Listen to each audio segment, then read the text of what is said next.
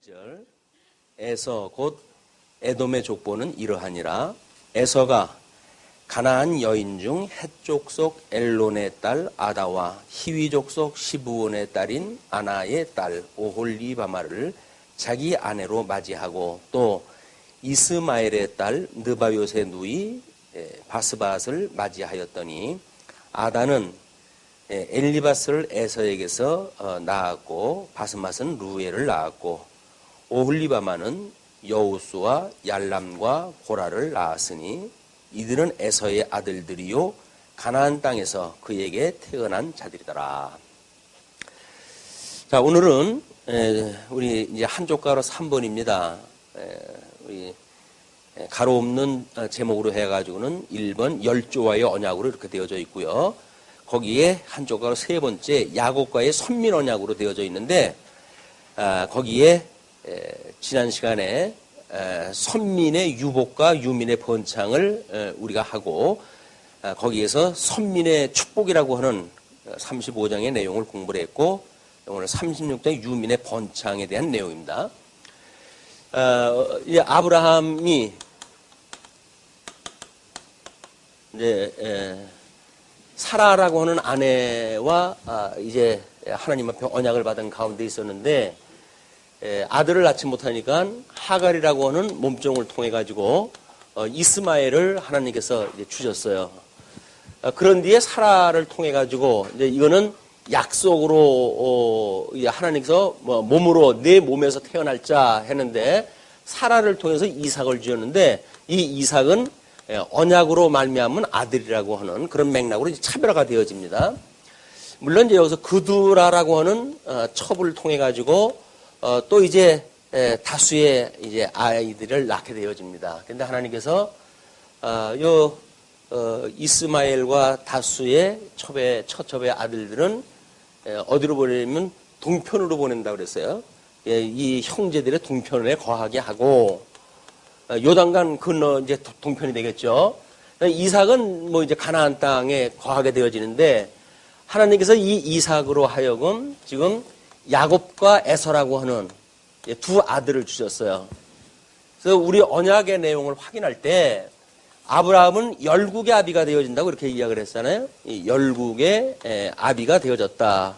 그래서 나름대로 이제 여러 그 열국을 만들어가고 선민 국가를 에워싼 이런 그 국가를 하나님께 만들어 가시는 그 구도를 우리가 확인하게 되어집니다.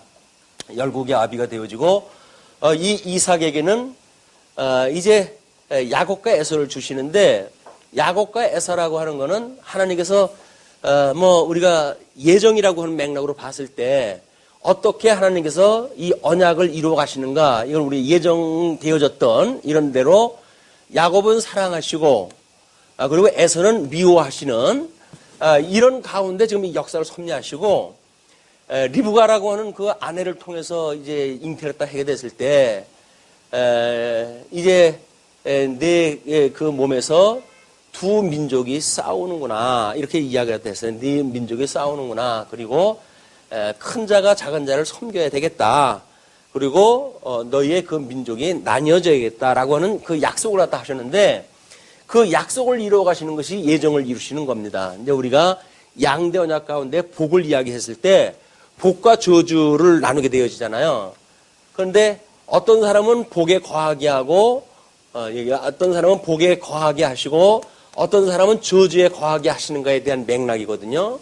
그런데 앞에 야곱의 지금 그 여정을 보게 되면 파란만장한 이 고난의 삶이었습니다. 이 고난의 삶이었었고 그 고난의 삶에 대한 여정을 우리가 지난 시간까지 확인하다 했어요. 아들은 12아들을 낳았지만 장자는 서모를 간통하는 바람에 그런 불상사가 일어났고 둘째, 셋째는 또 그 어려운 타국살이 중에 그런 한 민족을 말살시키는 일에 참여했기 때문에 영 그 두려운 마음을 가지고 다른 데로 이주할 수밖에 없었던 그런 그 환경을 우리가 공부를 했다 했거든요. 걔는 뭐 가지 많은 나무에 그 뭐 바람 잘 날 없다고 자주간 가지가 많으면 바람을 타게 마련인 것 같아요. 근데 뭐 어떤 사람은 외나무도 바람을 탑니다 이렇게 이야기하는 사람도 있지만, 자, 그러니까 이 고난이라고 하는 것이 사랑한다고 하는 이 민족들에게 이 사랑이라고 하는 것은 사실은 하나님 큰 자가 작은 자를 섬기겠다고 하는 그런 맥락으로 소개가 되어지지만, 이거는 우리의 선지서라고 하는 하나님의 섭리를 해석을 하는 과정 중에 이것이 언급이 되어지는 거기 때문에 초반부에는 사실은 이게 감춰져 있는 사실들이에요. 이 드러나질 않고 감춰져 있던 거다. 그런데 그 민족사를 통해 가지고 드러난 걸 보게 되면 내가 에서는 미웠고 야곱은 사랑하지 않았느냐, 하나님이 그렇게 이제 설명을 해 가시기 때문에 우리는 이제 그걸 다 미리 알고 있는 입장에서 야곱과 에서라고 하는 두 민족사를 이제 살펴보고 있는 거죠. 그런데 이 야곱은 지금 고난 중에 있지만 에서의 그 후손들이 이제 쭉 소개가 되어지는데, 이 사람들은 상당히 형통한 어떤 그런 과정을 지나온 것으로 소개가 되어집니다. 그럼 도대체 사랑은 뭐고 미워하는 건 뭐고 고난은 뭐고 형통은 뭐냐 라고 하는 이 모순적 관계가 우리한테 잘 연결이 안 돼요. 그렇기 때문에 이거를 통전적으로 우리가 이 해석을 해서 이것이 사랑한다고 하는 의미가 바로 그거로구나 라고 하는 정답이 떨어져야 성도들의 고난에 대한 것에 이해가 생기고, 그 이해로 말미암아서 우리는 환난 날에 기뻐할 수 있는 성도로의 삶을 살아갈 수가 있는 겁니다. 세속적으로 나타난 현상만 본다고 한다면 고난을 좋아할 사람이 어디 있겠어요? 형통을 싫어할 사람이 어디 있겠습니까? 그런데 이렇게 세속적이고 현상적으로 드러난 사건과 하나님께서 이미 주시기로 언약을 했던 이 양대 언약 가운데 복이라고 하는 그 언약이 하나님께서 어떻게 언약을 이루어 가시는 내용과 하나님께서 이걸 표현하시는 사랑과 미움이라고 하는 이런 하나님의 어떤 절대 이성적 그런 그 속성에 대해서는 과연 우리가 어떻게 이해를 해야 될 것인가 라고 하는 것이 뭔가 통일성 있는 논리로 이게 되어져 있을 거예요. 이 통일성을 우리가 찾지 못한다고 한다면 부분적으로 봤을 때 뭐 큰 자가 작은 자를 섬겨 라고 창세기 끝나고, 그리고 뭐 이거 복과저주는 뭐 여기서 이제 언급도 안 되니까 그냥 지나가고, 그리고 이제 고난과 형통 뭐 이것도 별반 뭐 이제 택한 백성들 중에는 고난이 있고 형통이 있고라고 하는 이 야곱의 어떤 역사를 통해서 고난과 형통을 우리가 찾게 되지, 야곱과 에서라고 하는 두 민족을 통해 가지고 이런 의미를 발견할 수 있는 길은 거의 없습니다. 왜? 이건 워낙 떨어져 있는 성경 가운데 우리가 이게 등장이 되어졌기 때문에, 왜 야곱의 어떤 그런 역사를 쭉 설명하다가 본격적으로 야곱의 약전이 소개되어지는 것이 이제 38장부터 소개가 되어지는데, 그럼 야곱의 전격적인 어떤 일은 38장에서 이게 연결이 되어질 거거든요. 근데 느닷없이 37장, 36장에서 왜 이 에서라고 하는 족보가 나오고, 그리고 이 에서라고 하는 그 고난이 족보가 과연 이렇게 두 민족을 잉태했을 때 나타났던 그런 두 민족이 나뉘겠다, 그리고 큰 자가 어린 자를 섬기겠다 라고 하는 내용만 성취되어지는 사건인가, 아니면 이것이 이스라엘 민족사 전체를 놓고 연결이 되어질 건가 라고 하는 걸 살펴볼 이유가 있다는 거죠. 왜냐면 이 에서라고 하는 그 나라는 이제 에돔이라고 하는 그 나라가 되어지고, 이건 선민국가 이스라엘이 이제 되어지는 거 아닙니까? 그런데 이스라엘 이제 뭐 우리 역사서의 내용 중에 보게 되면 에돔이 이스라엘에 반격을 하거나 또는 뭐 지배를 당하거나 라고는 몇 차례 그런 그 일들이 있어요. 그러나 예수님 오실 때 보게 되면 여기서 언약자손이 예수 그리스도가 등장했다 하는데, 이 에돔의 후예로 해가지고 헤롯이라고 하는 임금이 등장을 했다고 한다는 겁니다. 그럼 이 헤롯이라고 하는 임금이 예수 그리스도를 십자가에 못 박아 죽이는데 중요한 그 정치 권세로 등장을 하게 되어지잖아요. 그럼 이제 이런 걸로 해가지고 우리 예수 그리스도를 통해 가지고는 우리 이제 이 구약을 통해 가지고는 유대교가 언급이 되어지고, 예수 그리스도를 통해 가지고 주님의 몸된 기독교에 대한 이 기독교가 만들어져요. 그리고 이제 이 에돔 족속이나 또 이제 이쪽에 이스마엘을 중심으로 했던 그런 사람들로 해가지고 회교가 등장했다 하는데 이슬람이라고 하는 이 이슬람 제국이 등장하다 한단 말이에요. 그러면 결국 이제 이렇게 뭐 십자군 전쟁도 이걸로 해가지고 뭐 정말 엄청난 그 피해 역사가 계속되어졌는데 하나님께서 우리 주님께서는 왜 주후 70년에 멸망할 예루살렘에 대한 이야기와 그리고 세상 종말에 있을 이야기를 묶어가지고 종말사로 이야기하다 하셨을까? 그런 맥락으로 보았을 때 우리는 이제 이 끝이 요한계시록이라고 하는 걸로 이제 매드리지의 성경에 대해서는 그렇다고 한다면 이 종말의 역사나 예수님이 오셨을 때 초대의 이런 그 역사나 유사한 역사적 배경이 이루어질 겁니다. 그래서 우리가 지금 뭐 한국에서도 제3국 그 이제 뭐 그 사람들이 자꾸 들어오면서 이 회교도가 늘어나고 이슬람 숫자가 늘어나고 처처에 지금 이슬람 그 회관이 만들어지고 그러거든요.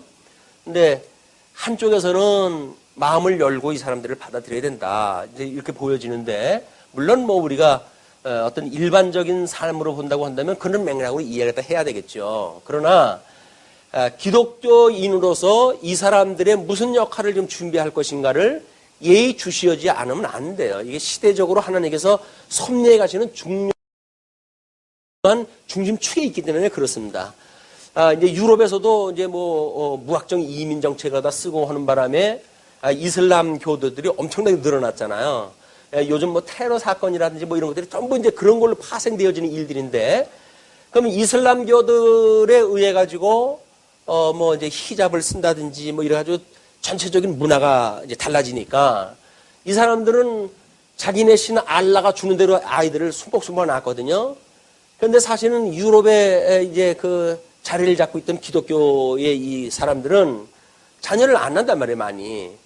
그러니까 숫자적으로라도 이 사람들이 이제 월등히 많아지는 거예요.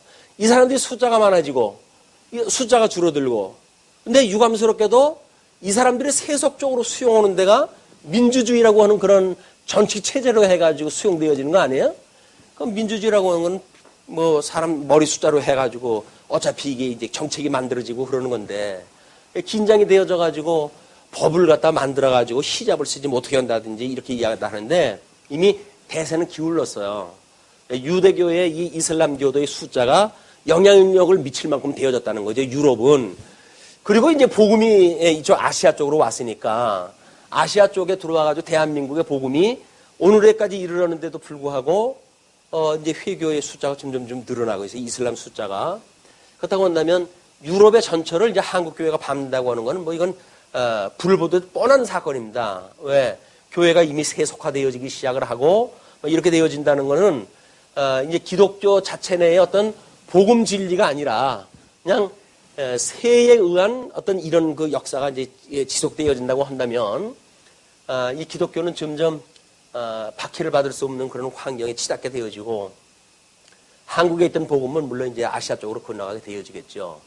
그럼 이제 이 시대에 하나님께서 왜 한국의 자녀의 출생 숫자를 줄어들이게 하고 허수아비 제3국에서 이슬람의 사람들을 이렇게 이민으로 해서 받아들이건 뭐 직업이라든지 이런 걸 통해 가지고 받아들이든 이런 숫자를 늘리는 그런 그 섭리의 의도가 무엇인가, 이것에 대해서 우리가 한 번쯤은 성경 신학적인 입장에서 조명을 해봐야 됩니다.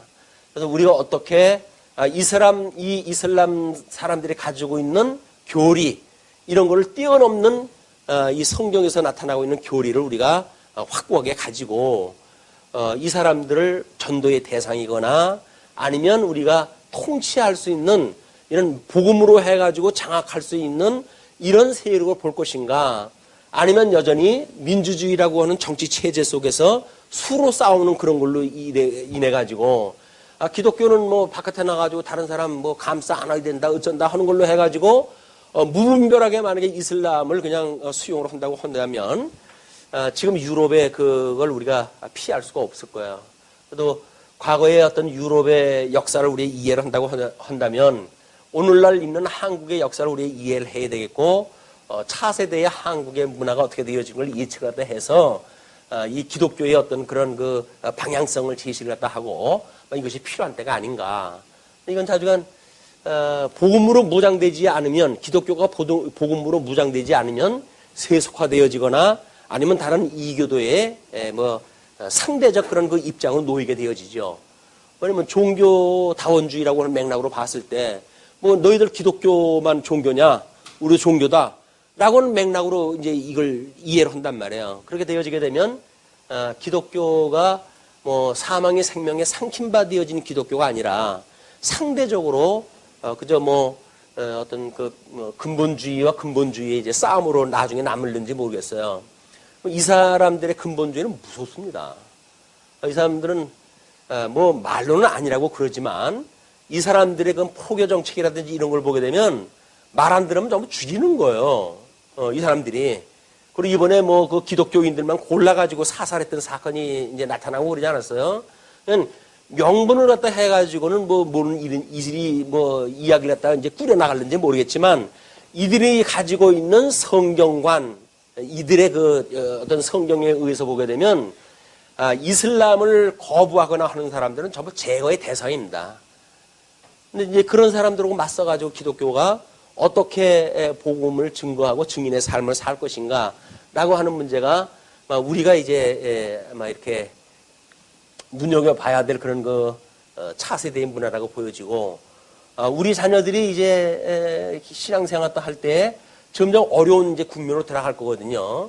그럼 과연 어떻게 이 복음을 그들에게 물려줘가지고 나름대로 이렇게 힘든 이런 상황 속에 역사를 맞이하는 시대 속에 그 아이들이 복음 안에서 평강을 누리고 살아가게 할 것인가라고 하는 문제는 이게 먼 훗날의 이야기가 아니라 당장 오늘 직면한 우리들의 문제입니다. 왜? 우리 자녀들의 문제니까. 우리들이야 뭐 예수 믿고 여기까지 왔으니까 뭐 주님께서 허락하시게 되면 좋은 세월 살다가 가겠죠. 그러나 우리 다음 세대라고 한다면 이 진리를 과연 지키고 이 혼돈한 그런 그 역사 속에서 정말 복음 진리를 가지고 심령의 평강을 누리고 살아갈 것인가, 아니면 끊임없는 갈등 속에 때로는 이쪽으로 그냥 취해가지고 들어가서 평안을 유지해야 될 그런 그 입장까지는 가지 않는가라고는 심각한 문제가 좀 있다는 겁니다. 그래서 이런 문제를 이제 그 에서의 후손을 소개하는 그런 맥락에서 우리 이제 이해할 필요가 있다는 거죠. 자, 그러면 그 에서의 에돔의 족보라고 이렇게 이야기하잖아요. 에서 곧 에돔의 족보다. 에돔이라고 하는 나라, 이제 이런 그 나라의 입장을 봤을 때 지금 에서가 세 아내를 얻게 되어지는데 하나는 헷 족속, 히위 족속, 이스마엘 족속에서 얻게 되어져요. 그러면 여기 이제 이스마엘이라고 하는 이제 이거는 동편 땅에 옮겼다고 하는 걸로만 해가지고 그 이제 뭐 이야기가 끝나고 마는데 야곱의 12아들로 해가지고 선민국가를 만드시고 에서의 세 아내를 통해 가지고 5형제를 갖다 주셔요. 5형제를 주는데 그 5형제가 여기서 소개되어지는 걸로 보게 되면 뭐 야곱의 이 고난사하고는 뭐 그렇게 비교가 될 만한 것이 없어요. 왜? 에돔은 워낙 사냥을 좋아하고 에서는 그렇기 때문에 에돔에 내려가 가지고 뭐 힘 가지고 살아가는데 어려운 삶을 살 게 없잖아요. 힘 있는데 뭐 사냥하고 서투르면 뭐 정복을 갖다 해가지고 살면 되는 거니까. 그러니까 에돔이라고 하는 나라를 차지하고 거기 원주민이 있던 나라인데 그 원주민이 있던 에돔을 에서가 장악을 해가지고 결국은 에서의 후손 국가로 이걸 만들어가는 이런 그 역사는 어떻게 보게 되면 물론 뭐 부분적으로 해가지고 뭐 전쟁을 통해서 얻어진 땅이겠지만 이 야곱이 겪었던 이런 고난사가 드러나지를 않고 이런 가운데 있다. 근데 거기에 이제 등장하는 인물들이 그 에돔의 이제 첫 번째 아들입니다. 엘론의 딸 아다로부터 우리 5절 4절에 야다는 엘리바스를 에서에게 낳았고 그 다음에 바스맛은 루엘을 낳았고 그래가지고 이쪽 후예 쪽으로 해서 등장하는 인물들이 뭐냐면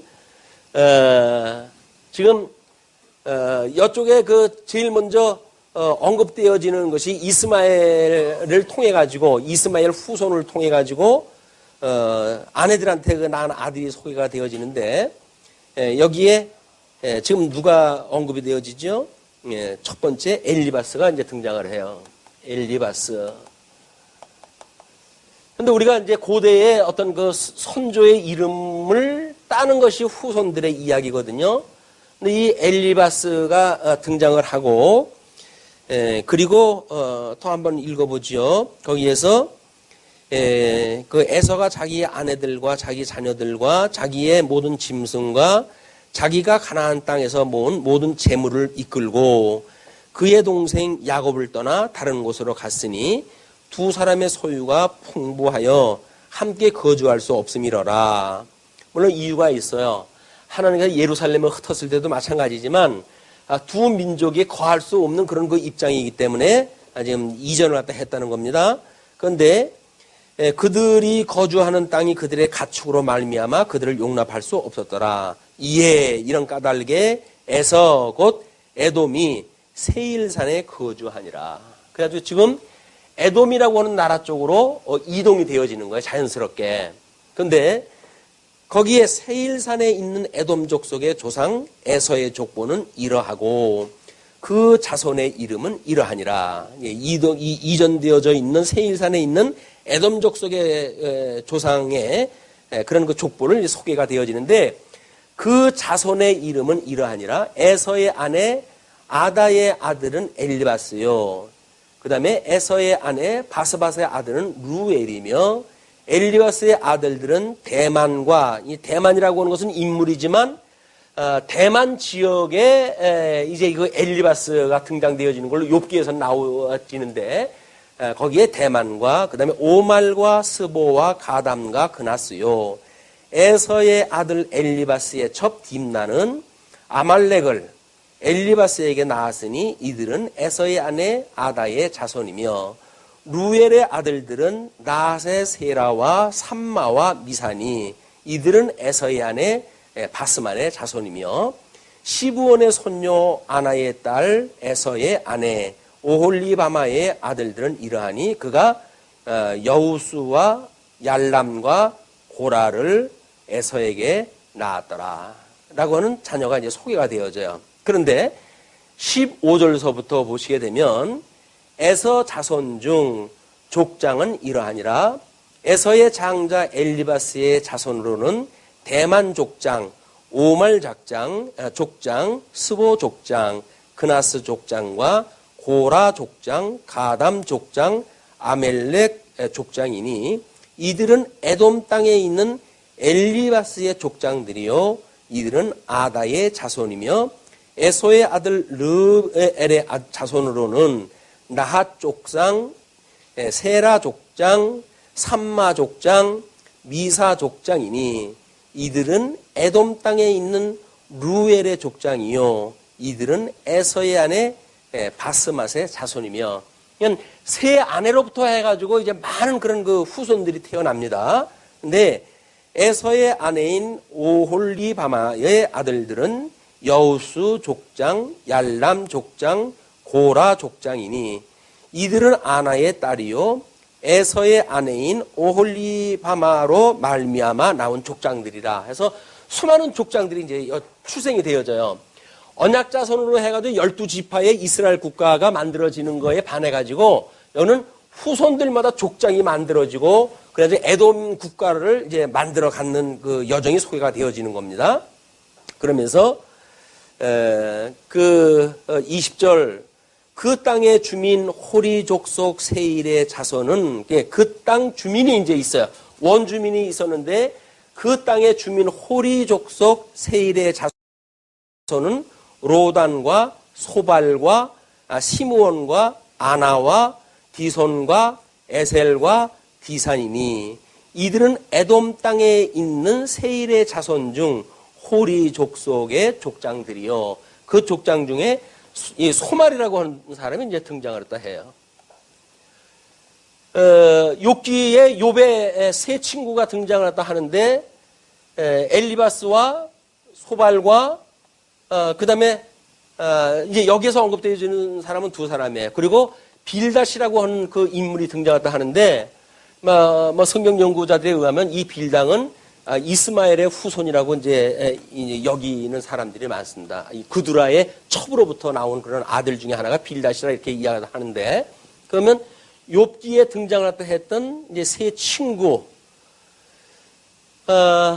욥기의 전반적인 배경이 지금 여기 소개가 되어지는 거예요. 그러면 지금 그 욥이 하나님 앞에 제사를 드리는 모습을 보게 되면 모세 이후에 어떤 율법을 받은 그런 자세로 드리는 것이 등장을 하지 않습니다. 그런다고 봤을 때 이건 출애굽 이전의 사건이겠죠.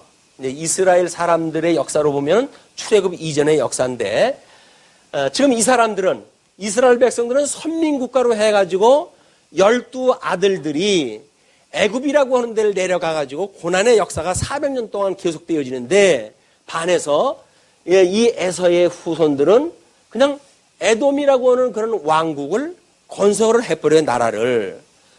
여기 이스라엘이라고 하는 나라는, 애굽의 나라는 400년 동안 종로로 타다가 겨우 출애굽되어도 40년 동안 그것도 광야 생활을 하다가 가나안 땅, 하나님이 약속하셨던 가나안 땅에 들어가지고 이스라엘이라고 하는 하나님의 나라를 건설하는데 반해 그 에서의 후손들은 이런 고난사가 없이 그냥 땅덩어리가 우리 좁으니까 여기서 같이 못 살겠다, 우리는 남쪽으로 내려가겠다 라고 해가지고 에돔 지역으로 내려가가지고 그냥 그 땅을 차지하고 산다고요.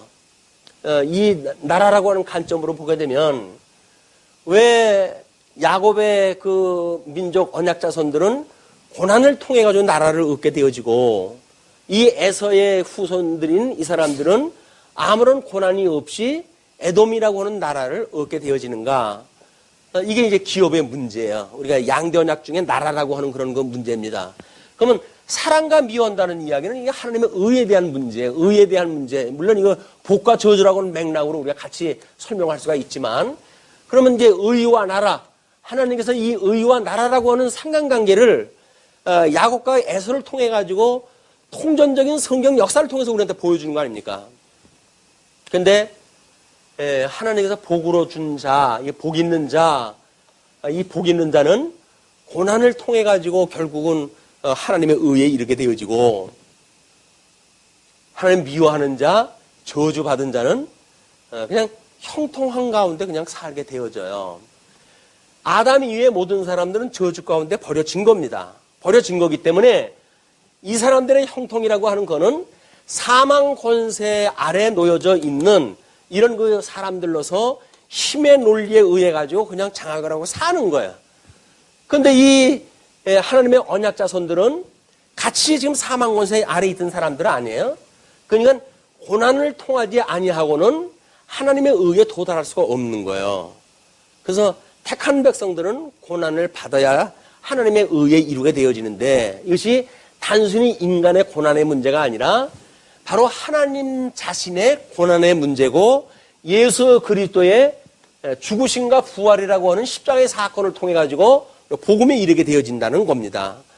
그럼 우리는 어떤 현상적인 문제를 보게 되면 형통한 대로 해서 나라를 찾아오고 살면 되는데 왜 이런 고난을 통해서 나라를 찾아오고 살아가야 되는가? 이것이 제사장 나라와 일반 나라와의 차이인 거예요. 제사장 나라는 이 고난을 지나가지고 얻게 되어진 나라입니다. 우리가 예수를 그리스도로 믿고 그리고 고난 중에 우리가 하나님 나라를 누리고 사는 하나님의 기업의 영광에 참여되어지는 이 일이야말로 고난의 의미인 거예요. 성도의 고난의 의미입니다. 성도한테 이 고난이 없다고 한다면 하나님께서 버린 자식들에게 다, 이 버린 자식들, 미워가지고 저주한 아들들, 여긴 채찍이 없어요. 그냥 그렇게 살다가 죽게 내버려 둡니다. 근데 왜 특별히 하나님께서 일정한 자들에겐 고난을 통해 가지고 하나님 나라에 참여하게 되어지는가? 이거야말로 사랑하기 때문에 여기서 죽지 않으면 살 수가 없으니까 여기서 죽여버리는 거예요.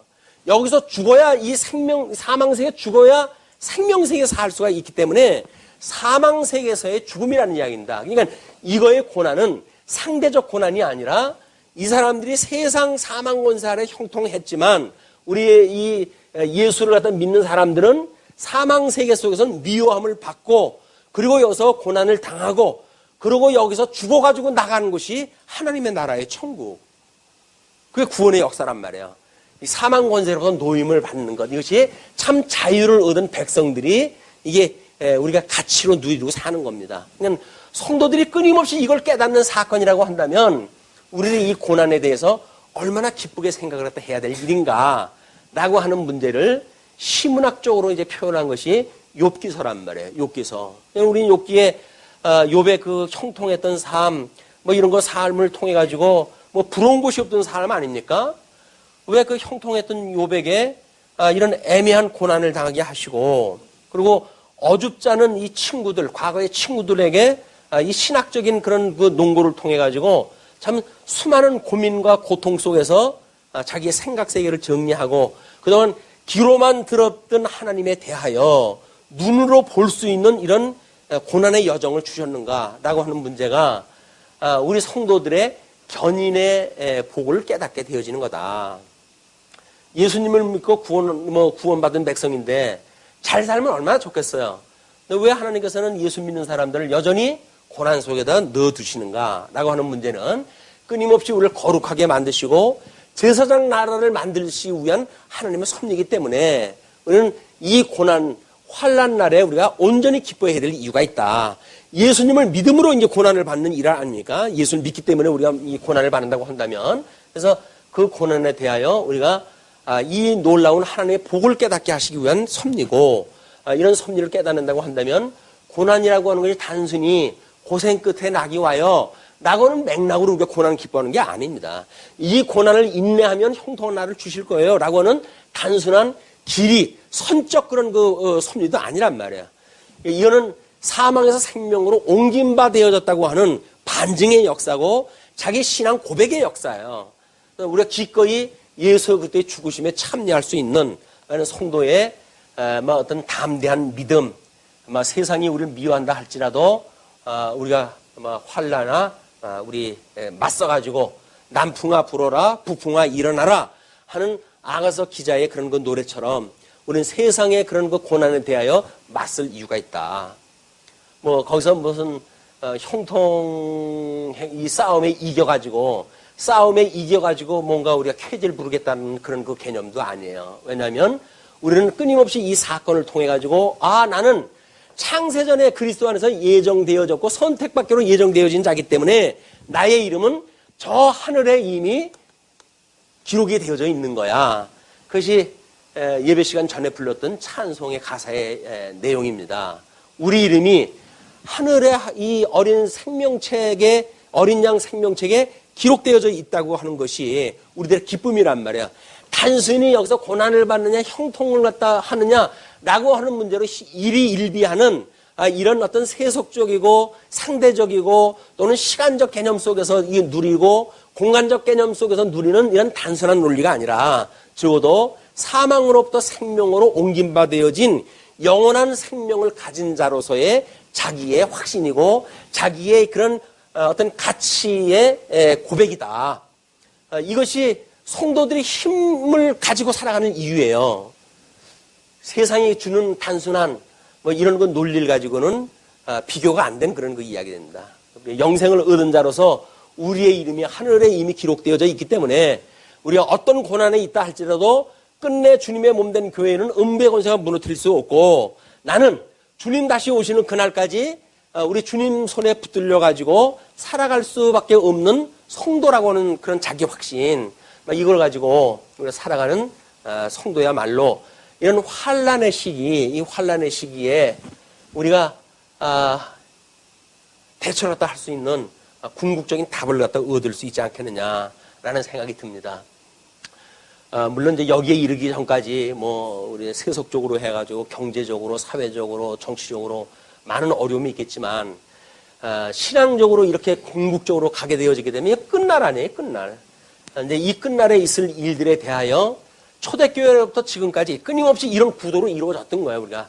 물론 이것이 이제 음부의 권세, 음녀의 권세 이런 걸로 표현이 되어졌고, 그리고 요한계시록에서 7교회에게 핍박을 주는 그런 그 고난의 그런 그 모든 농도들도 이자들에 의해서 주어지는 거 아닙니까? 물론 로마의 총독의 어떤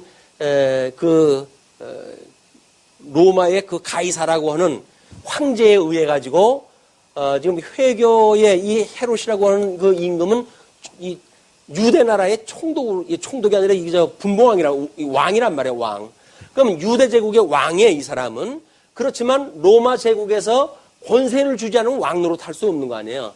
그것이 지금 짐승이 먼저 짐승이 나중 짐승에게 어떤 권세를 주는가에 대한 요한계시록의 그런 내용이기도 하고, 그래서 우리는 끊임없이 현재 우리를 장악하고 있는 권세만 보기에 쉽지만 그 위에 권세가 또 있고 그 위에 권세가 또 있다. 궁극적으로는 그것이 사망의 권세고 이것이 음부의 권세다.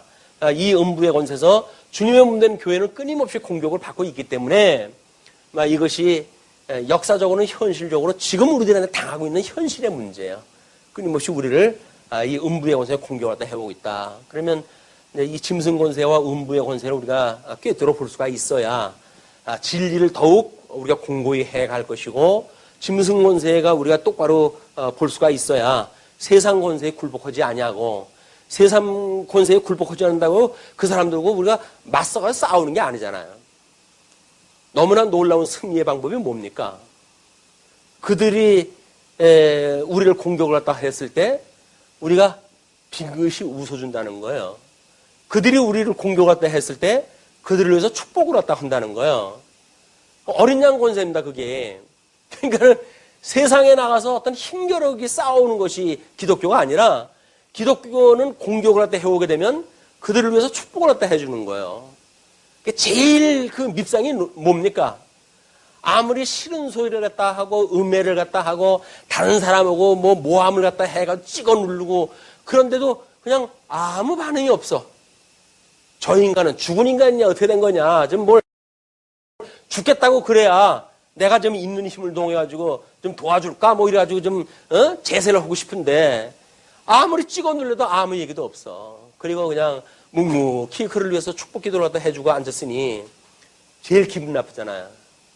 그래서 영국을 맞서가지고 싸웠던 그 간디의 무저항주의, 물론 이건 질적으로는 무저항주의하고는 그 차원이 다른 거예요. 그런데 해 아래에서 보게 되면 무저항주의로 싸웠던 그 간디에 대한 거는 사람들이 견디질 못하잖아요. 아무리 찍어 눌러도 아무 얘기를 안 하니까. 저걸 뭐 반항이 있어야 핑계를 대가지고 더 때려주든지 어떻게 할 텐데, 때리면 때리는가 보다, 욕을 하면 욕을 하는 것보다 이렇게 살아가는 것이 어린 양 권세를 믿고 살아가는 성도들의 삶이다.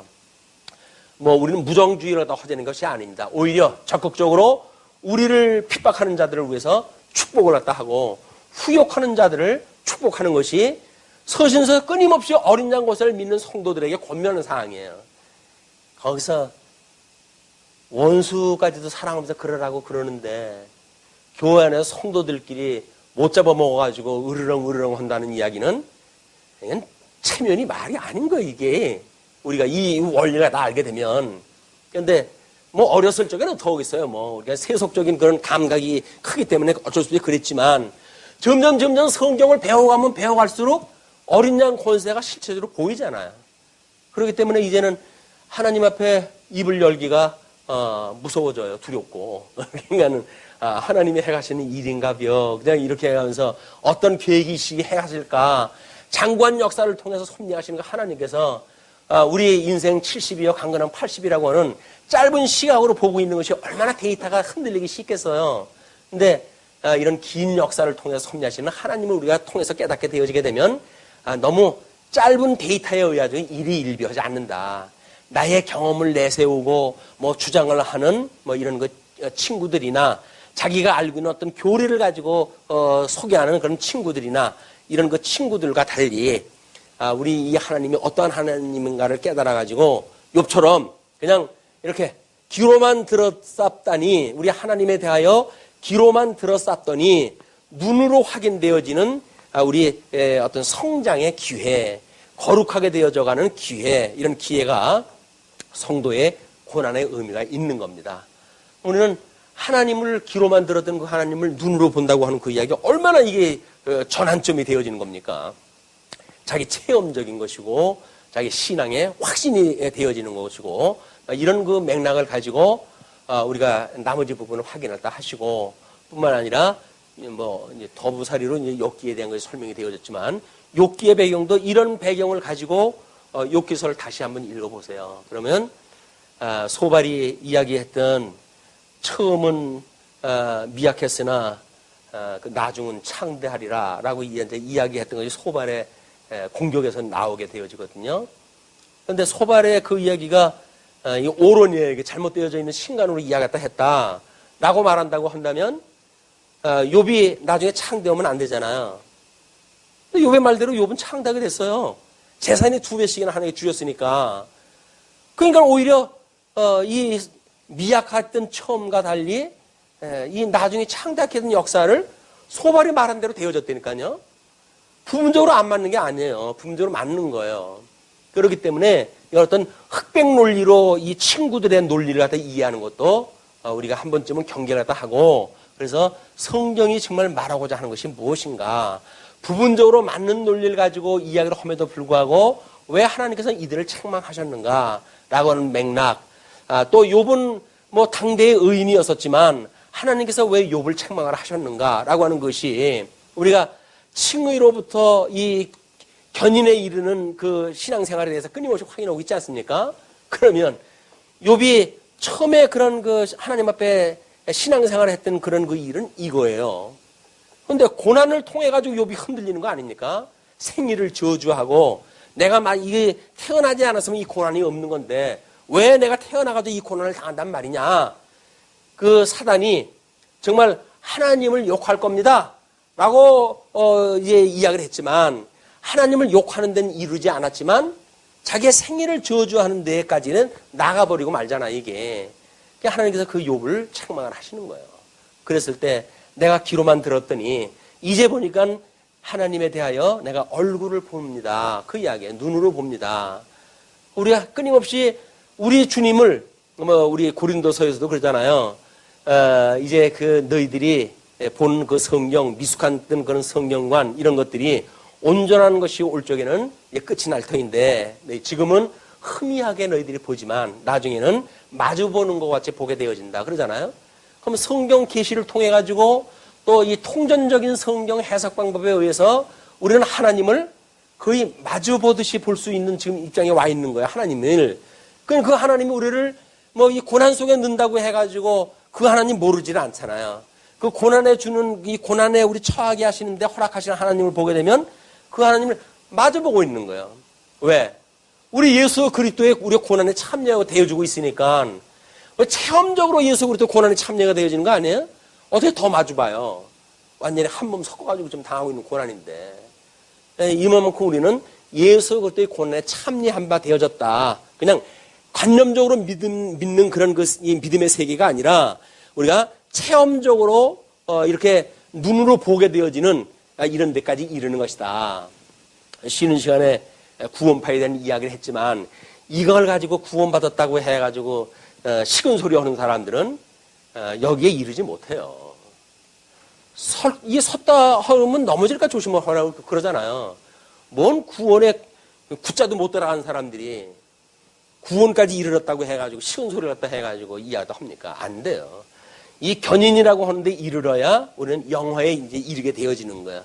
견인까지 이르지 않냐고 칭의에 이른 걸 가지고 나는 구원을 받았다. 하나님의 백성이다. 뭐 그렇게 말하는데 뭐 세금 듭니까? 누구든 이 얘기 할 수 있죠. 문제는 주님한테 갔을 때 너 뭐다 왔니? 라고 물었을 때 이 사람들은 그럴 거란 말이에요. 내가 주님 앞에 구원을 받았기 때문에 이러기도 하고 저러기도 했어요. 이렇게 이야기를 할 거예요. 근데 그 주님께서는 난 널 모르겠다. 이렇게 이야기를 합니다.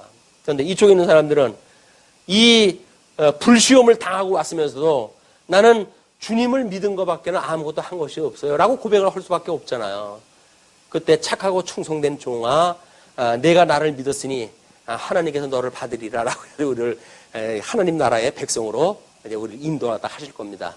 그날이 이를 거리를 성경을 통해서 너무나 확실하니까 그 하나님을 믿고 고난의 그런 의미를 깨닫고 이걸 그냥 거저 없었으면 좋았을 거라고 하는 욥처럼 이 고난이 없었으면 좋았을 거라고 하는 과정 논리에 빠지지 말고 귀로만 들었던 하나님을 눈으로 보는 너무나 소중한 기회였어요 라고 하는 과정의 그런 의미를 우리가 깨닫는 것이 진정 우리에게 주는 고난의 의미다. 성도가 그 의미가 없으면 없으면 좋지요. 고난이 없으면 좋겠다고 믿으시겠죠. 근데 심지어 생일도 없었으면 좋겠고 잉태되어지는 것도 없었으면 좋겠고 그리고 할 수만 있으면 빨리 죽었으면 고난이 끝날 거 아니겠어요. 고난 빨리 죽어가지고 고난은 없는 거 하고 우리 하나님 앞에 고난을 받으면서 끝내 예수 그리스도의 그 고난에 참여한 바 되어져 가지고 그 주님과 함께 누렸던 그런 고난에 참여했던 우리들이 그런 영화로운 거에 참여한다고는 믿음을 가지고 살아간다고 한다면 그것만큼 우리한테 유익한 시간이 어디 있겠습니까? 성도들의 이 고난은 매우 값어치 있는 거다. 7번 연단한 금같이 우리 하나님께서 아주 아름다운 보석을 만들기 위한 과정이다. 그래도 요한계시록에 적어도 12보석을 만드시고 이렇게 했을 때 거기 한 축 끼려고 한다면 7번 연단은 금같이 돼야 그 보석이 축에 낄 거 아니겠어요? 거저 무임승차 한다고요? 우리 부흥사들이 이야기하는 것처럼 어떤 모자 쓰고 거기 계시렵니까? 거기에 여기서 열심히 연보하게 되면 보석 있는 모자를 다 쓴다고요? 아닌 거예요. 고난을 많이 받는 사람들이 그거 또 하는 겁니다. 고난을 많은 사람들이. 우리 하나님의 영광을 보니까 그 영광이 보석까지 주렁주렁 그렇게 장식되어져 있는 하나님의 나라의 그 보석의 영화, 그 영화를 우리가 지금 몸소 보는 거 아니겠어요? 반짝반짝 빛이 나는 거예요. 고난받는 성도들한테 나타나는 이런 영성, 믿음의 우리들의 그런 그 흔적들, 이런 것들이 너무 보석같이 빛이 발하는 거 아닙니까? 반짝반짝. 이런 것이 우리의 본을 보이는 성도로서 가치가 있는 거라고 생각이 들고 그런 맥락을 가지고 나머지 이제 이론을 보시죠. 자, 그러면 그 31절서부터 43절까지 보면 에돔의 왕들과 족장들이 소개가 되어집니다. 이스라엘 자손을 다스리는 왕이 있기 전에, 이건 에서가 내려가기 전에 에돔 땅을 다스리던 왕들은 이러하니라 해가지고 침략당하기 전에 그 족보가 또 쭉 소개가 돼요.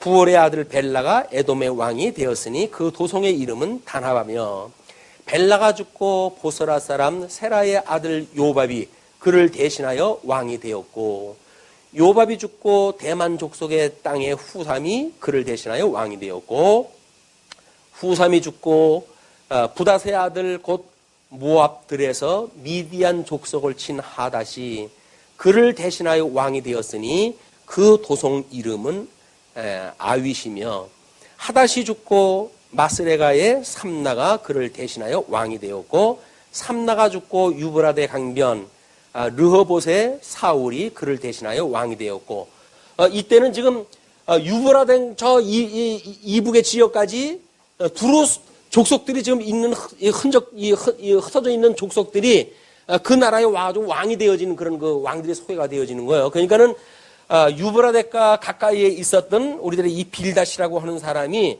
욥의 어떤 친구로 이렇게 교제가 가능했었는가라고 하는 거는 지금 이 역사 배경을 보게 되면 충분히 이해가 되죠. 유브라데스 강에 있었던 사람이 와가지고 나라가 이 에돔 나라의 왕도 되어질 수 있는 이런 끊임없는 왕래가 지금 이렇게 되어졌던 때다. 그래서 욥의 세 친구들도 충분히 그럴 수 있는 가능성이 여기서 보여지는 겁니다. 그러면서 그 사울이 죽고 악볼의 아들 바알 하나니 그를 대신하여 왕이 되었고 악볼의 아들 바알 하나니 죽고 하달이 그를 대신하여 왕이 되었으니 그 도성 이름은 바오며 그의 아내의 이름은 무헤다벨이니 마드렛의 딸이요 메사합의 손녀더라. 어떻게 보게 되면 하나님께서 이 열국의 아비가 되어진다고 하는 이 아브라함 그 이후에 선민국가를 중심으로 해가지고 북쪽과 서쪽과 남쪽을 에워싸는 이런 모든 열국을 하나님께서 이미 준비를 갖다 하시고 그런 거기에서 족속을 끄집어내서 왕으로 세우기도 하고 그들의 나라를 나름대로 만들어 하신다. 이것이 선민국가 사랑하는 자와 미워하는 자의 하나님의 이 포석이에요. 바둑을 들 때 우리가 어떻게 그 초점을 둘 것인가 라고 하는 거에 의해 가지고 바둑의 이제 성격이 구분이 돼요. 마찬가지로 하나님께서 이삭에게 단순히 야곱과 에서라고 하는 쌍태 두 명을 출생을 시키시는데 이미 이 초점을 놓은 걸로 시작을 해가지고 모든 마지막 그 칸이 전부 이쪽으로 18칸, 이쪽으로 18칸이가 361칸이에요. 그 361칸을 갖다 바둑돌로 다 메울 끝판까지 이미 하나님께서는 다 수일기에 의해 가지고 계획에 의해서 초점을 갖다 딱 놓으신 거예요. 이건 고수들만 할 수 있는 길입니다. 제일 먼저 초점을 어디다 놓느냐 그 이야기는 바둑의 전반을 이미 다 읽고 상대편에 대한 그런 그 수도 다 읽고 헌 사람들이 전략장 놓는 그 수란 말이에요. 그게 이제 마지막 수까지 가가지고 이제 승패가 가리게 되어지는데 하나님께서는 야곱과 에서라고 하는 흑백의 돌 두 개를 갖다 놈으로 해가지고 모든 그 이스라엘 주변으로 해가지고 역사를 이렇게 준비를 다 하셨고 그거를 사랑하는 자와 미워하는 자의 역사를 섭렵다 했고 그러나 형통하는 자를 다 흑백 논리로 아주 다 멸망을 시키느냐 그 이야기가 아니라 그런 가운데 그런 특별한 사람들은 불러가지고 구원을 갖다 시키는 사람도 있는 것이 노아의 언약을 이루어 가시기 위해서는 셈의 후손에 의해 가지고 이제 우리 야벳의 장막도 거해야 되고 그럴 거 아닙니까? 그렇기 때문에 이미 그런 후손들도 구원을 받을 자가 산발적으로 있단 말이에요. 어떤 민족적이고 전체적으로 봤을 적에는 야곱과 에서라고 양분이 되어지지만 에서의 그런 그 사람들도 나름대로 그 가운데 구원받을 사람들이 있다. 그것이 이방인의 구원에 대한 예표적인 사건이고 그렇기 때문에 욥이라고 하는 욥기서를 통해 가지고 욥의 그런 그 제사를 통해 가지고 이 사람들이 구원을 받는 역사가 있게 되어지는 것이다. 너무 흑백 논리로 나눠놓는 일들은 우리가 경계를 해야 될 일입니다. 거기에서 구원을 받을 사람들은 또 특별히 복음을 듣기도 하신다. 이것이 하나님의 해가는 역사라는 겁니다. 40절 에서에게서 나온 족장들이 이름은 그 종족과 거처와 이름을 따라 나누면 이러하니 딥나 족장, 아라 족장, 여댓 족장, 오홀리바마 족장, 엘라 족장, 비론 족장, 그나스 족장, 대만 족장, 밉살 족장, 막디엘 족장, 이람 족장이라. 이들은 그 구역과 거처를 따른 에돔 족장들이며 에돔 족속의 조상은 에서더라. 그래가지고 그 원주민들을 전부 물리치고 에돔의 초대왕으로 해가지고 에서가 등장하다 하게 되어집니다. 그래서 미워하는 그 에서의 역사, 민족사가 이제 우리 주님 오신 날까지 계속되어질 거예요. 우리 로마서를 보게 되면 창감남 나무라고 하는 예를 들어가지고 이제 언약자손 이 창감남 나무 일부를 잘라버렸다고 이야기를 하잖아요. 그랬을 때 그럼 하나님께서 택한 백성들을 이렇게 잘라버리는 걸 끝이 나느냐라는 걸 이야기할 때 아니다. 하나님께서는 이제 이방인의 수가 차게 되어지게 되면 그 돌람나무에 그렇게 맺게 했던 그런 그 나무로부터 창감남 나무에 그 이스라엘 시대를 다시 주어가지고 회복의 시대를 갖다 주신다고 그러지 않았어요? 그때가 이때의 시대입니다. 마지막 시대 때. 이때는 이제 우리 이방인들은 없어요. 그러니까 요한계시록 너무 신경 쓸 것도 없어요. 다른 가정들이 다 설명이 되어지고 그러지만 그러니까 구원을 받느냐 안 받느냐 환난 당하느냐 안 하느냐 666이 무슨 표냐 이런 거에 관심 가지려고 한다면 우리 요한계시록 공부할 필요도 없어요. 그러나 마지막 때 하나님이 어떻게 새 하늘과 새 땅을 갖다가 이제 이루어 가실 것인가라고 하는 그런 하나님의 나라에 대한 걸 우리가 공부하려고 관심이 있으려고 한다면 우리가 관심을 가지고 요한계시록 공부할 이유가 있죠.